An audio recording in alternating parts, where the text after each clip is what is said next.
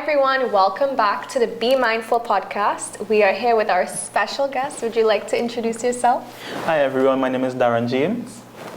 And can you tell us a bit about what you do? You study, I know what you study, but can you tell them what you do and how it ties into the podcast? Yes, I'm excited to tell you all, I'm doing my master's in applied psychology at the University of the West Indies.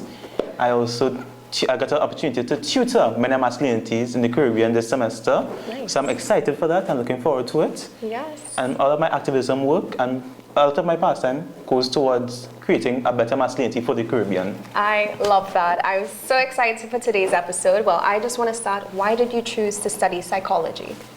Actually, it was by pure chance. I wanted to be a lawyer and I really wanted to be the best lawyer. So I thought by being the best lawyer, let me look to understand why persons do what they do, why they are how they are. Right. And after I started to do psychology, I do a certificate in UWI Open Campus, Right. I realized I love psychology. Yes. I love understanding why people are the way they are, as opposed to arguing with people or talking about these other things, whatever. Everything just became a blur and I just focused on psychology. I loved knowing who people are, why they do what they do. I love that. And funny enough, and I said this to you earlier, I wanted to study law as well. That was the kind of pathway I was going. Ended up in acting, and I said to you, acting for me is actually very psychological. When you study the characters, you learn why people act the way that they do, and even those characters that you get, but you don't always like. You know, you have those villains, and you have those evil characters, you do see the humanity in them. You have to kind of think, why do they act the way that they do? So for you to explain that and why you went that direction, I think that's beautiful. How do you think studying psychology has impacted your role in society? What are your thoughts on that?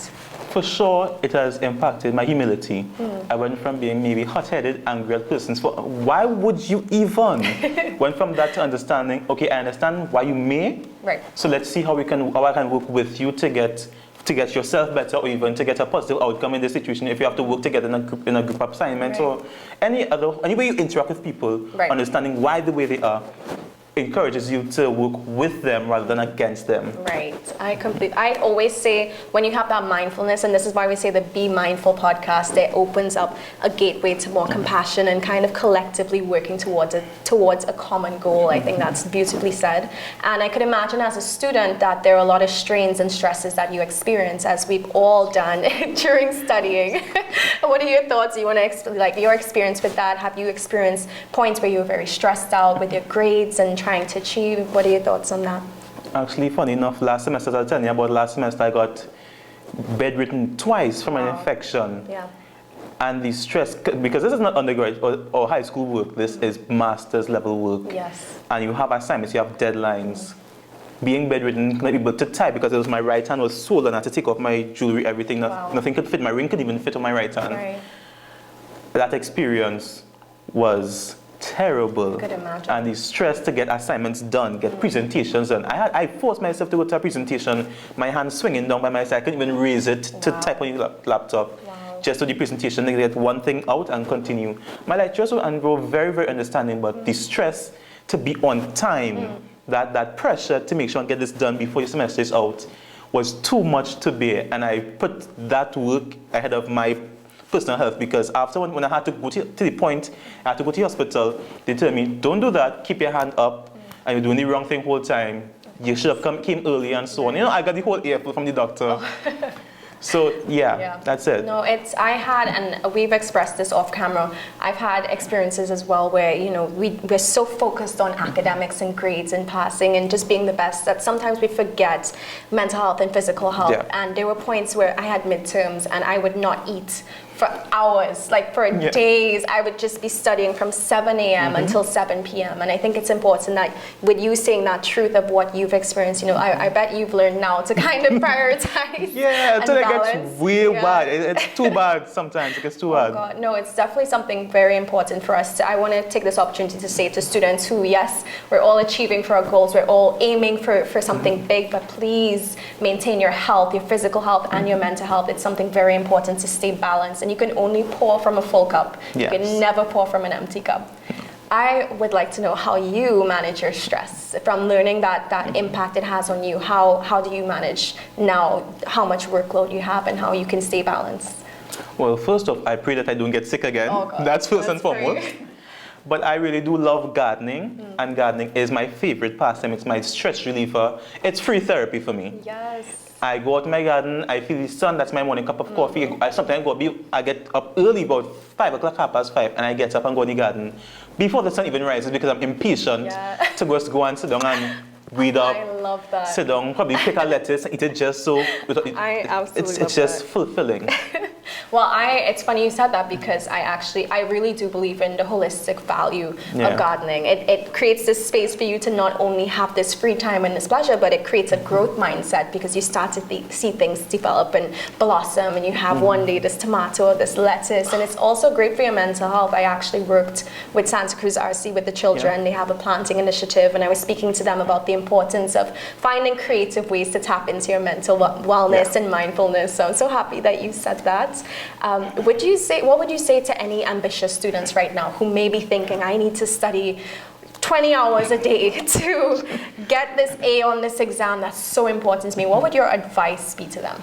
100% find something that is fulfilling to you other than academics. Whether it be painting, singing, instruments, gardening, vehicles, something that gives you fulfillment for sure 100% outside of academics. And whenever academics fail, you have that to rely on. You have that work with your hands, with your soul, to get that sense of fulfillment. Right. I did this, I did something with my life. Exactly. I am so happy you said that because Invisible Scars Project, which is my Beauty with a Purpose, we focus so much on finding fun and innovative ways to promote mental health and wellness and mindfulness. And there's so many ways, like you said, painting, gardening, even fitness, so many, yoga, meditation, music. And I think it's great for us to use this platform. And I thank you for coming on because it's really allowing us to have these conversations to push them in ways to find their own unique way of tapping into mindfulness. I would like to know, as a man, there are statistics that show it's less likely for men to speak out about mental health, especially when it comes to depression and things that seem very taboo. Why do you think that is? Why do you think society has kind of shifted in that way to where men feel less likely to open up about these things? As unfortunate as the reality of the situation is, there's some ideas of masculinity that stop men from really participating in health-seeking behaviors. We're keeping up to date with your medical records, getting checkups, acknowledging that I may have something wrong, let me go and get it checked, rather than sleeping it off, being buff and strong. Right. Trust me, the only buff and strong person really in the ground. You can't be buff and strong in the ground.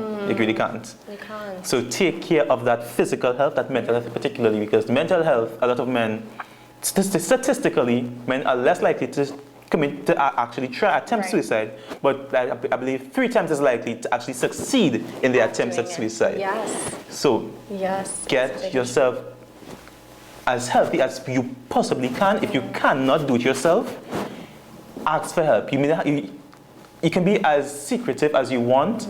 It will show some way, somehow. Right.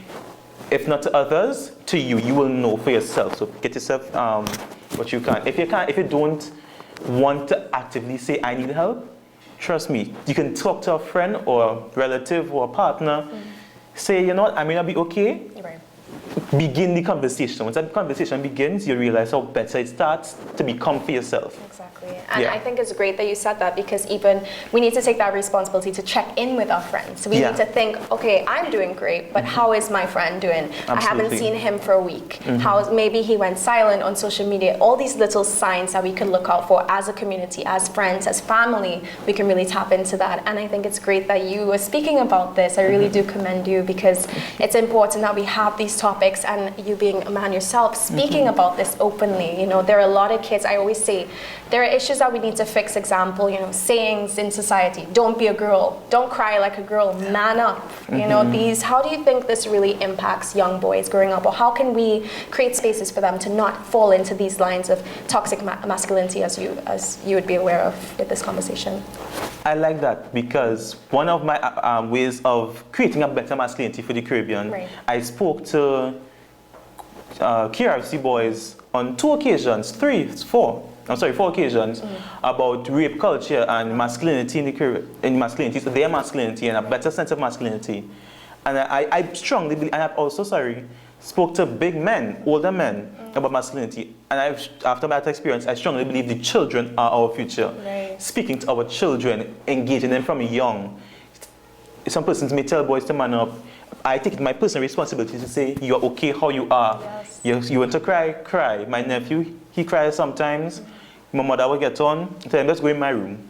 My room is your safe space. Yeah. That's okay, that's perfectly fine. Yes. That's perfectly fine. Exactly. Yeah. It makes a difference. It really does make a difference. And I know you're representing beautiful Laventille, yes? Yes. I heard this off camera. What would your words be towards the young boys from Laventille watching you speak about mental health? What would your advice be for this conversation for them? You're not bad. Find yourself in a better position. You are able to. I know a lot of men who are able to. They just don't want to because of the stigma. Yeah. I from Laventille, I bad. I get that stigma a lot. You from Laventille, you must be bad. How about I show you I bad? Yeah. What I do. Exactly. What I do to deserve this kind of negative stigmatization. Exactly. Sometimes I'm scared to tell people I'm from Laventille because they automatically forget and reject everything I've done or said before. Right. And now, oh, you're from Laventille. I don't want to come by you. Right. I don't want to see you. Right. I don't want your gunman friend come and shoot up you and me. Right. What gunman friend I have? Exactly. What gunman friend I never, what I do to you? It's crazy to think that is an actual association that people make. It's so sad to see. But I can say you are taking that step to destigmatizing that. I'm so proud of everything you're doing. I thank you for coming on this platform and speaking to the youth because it's so important. And I just want to take this opportunity. If you'd like to say anything to our audience before we wrap up, that you can take this moment to do so. Thank you. Two things. You're responsible for yourself, as my lovely friend here said. You're responsible for yourself. Get yourself the help that you may need, or even the assistance. If you don't want to call it help and stigmatize it like that, the assistance you may need, the friend you may need. And also, find that fulfillment somewhere or another, gardening, music, sports, however. Yes. Yes, amazing. Thank you so much for being on. Guys, tune into our next episode of the Be Mindful podcast. Thank you for coming on, and we will see you soon. Bye-bye.